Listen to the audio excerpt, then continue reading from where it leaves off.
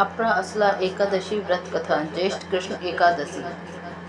युधिष्ठिर कहने लगे कि हे भगवान, ज्येष्ठ कृष्ण एकादशी का क्या नाम है तथा उसका महत्व क्या है, सो कृपा कर कहिए। भगवान श्री कृष्ण कहने लगे कि हे राजन, यह एकादशी अचला तथा अपरा दो नामों से जानी जाती है। पुराणों के अनुसार ज्येष्ठ कृष्ण पक्ष की एकादशी अपरा एकादशी है, क्योंकि यह अपार धन देने वाली है। जो मनुष्य इस व्रत को करते हैं वे संसार में प्रसिद्ध हो जाते हैं। इस दिन भगवान त्रिविक्रम की पूजा की जाती है। अपरा एकादशी के व्रत के प्रभाव से ब्रह्म हत्या, भूत योनि, दूसरे की निंदा आदि के सब पाप दूर हो जाते हैं। इस व्रत के करने से पर स्त्री गमन, झूठी गवाही देना, झूठ बोलना, झूठे शास्त्र पढ़ना या बनाना, झूठा ज्योतिषी बनना तथा झूठा वेद बनना आदि सब पाप नष्ट हो जाते हैं।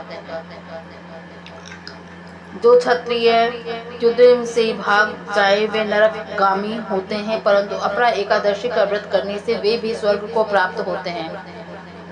जो शिष्य गुरु से शिक्षा ग्रहण करते हैं फिर उनकी निंदा करते हैं वे अवश्य नरक में पड़ते हैं, मगर अपरा एकादशी का व्रत करने से वे भी इस पाप से मुक्त हो जाते हैं। जो फल तीनों पुष्करों में कार्तिक पूर्णिमा को स्नान करने से या गंगा तट पर पितरों को पिंडदान करने से प्राप्त होता है, वही अपरा एकादशी का व्रत करने से प्राप्त होता है। मकर के सूर्य में प्रयागराज के स्नान से, शिवरात्रि का व्रत करने से, सिंह राशि के बृहस्पति में गोमती नदी के स्नान से, कुंभ में केदारनाथ के दर्शन या बद्रीनाथ के दर्शन, सूर्य ग्रहण में कुरुक्षेत्र के स्नान से, स्वर्ण दान करने से अथवा अर्ध प्रसूता गोदान से जो फल मिलता है वही फल अपरा एकादशी के व्रत से मिलता है।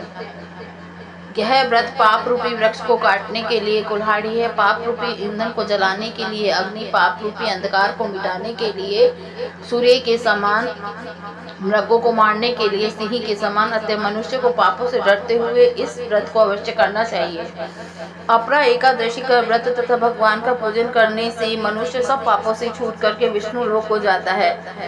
इसकी प्रचलित कथा के अनुसार प्राचीन काल में महीध्वज नामक एक धर्मात्मा राजा था। उसका छोटा भाई भरद्वाज बड़ा ही क्रूर, अधर्मी तथा अन्यायी था। वह अपने बड़े भाई से द्वेष रखता था। उसे पापी ने एक दिन रात्रि में अपने बड़े भाई की हत्या करके उसकी देह को एक जंगली पीपल के नीचे गाड़ दिया। इस अकाल मृत्यु से राजा प्रेतात्मा के रूप में उसी पीपल पर रहने लगा और अनेक उत्पात करने लगा। एक दिन अचानक धौम्य नामक ऋषि उधर से गुजरे। उन्होंने प्रेत को देखा और तपोबल से उसके अतीत को जान लिया। अपने तपोबल से प्रेत उत्पात का कारण समझा ऋषि ने प्रसन्न होकर उस प्रेत को पीपल के पेड़ से उतारा तथा परलोक विद्या का उपदेश दिया।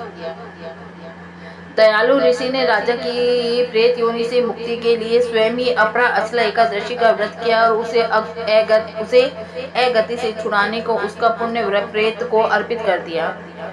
इस पुण्य के प्रभाव से राजा की प्रेत योनि से मुक्ति हो गई। वह ऋषि को धन्यवाद देता हुआ दिव्य देह धारण करके पुष्पक विमान में बैठ करके स्वर्ग को चला गया।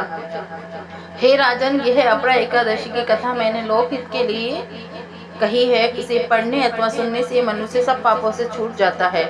आपको ये कथा अच्छी लगी तो लाइक एंड सब्सक्राइब करें।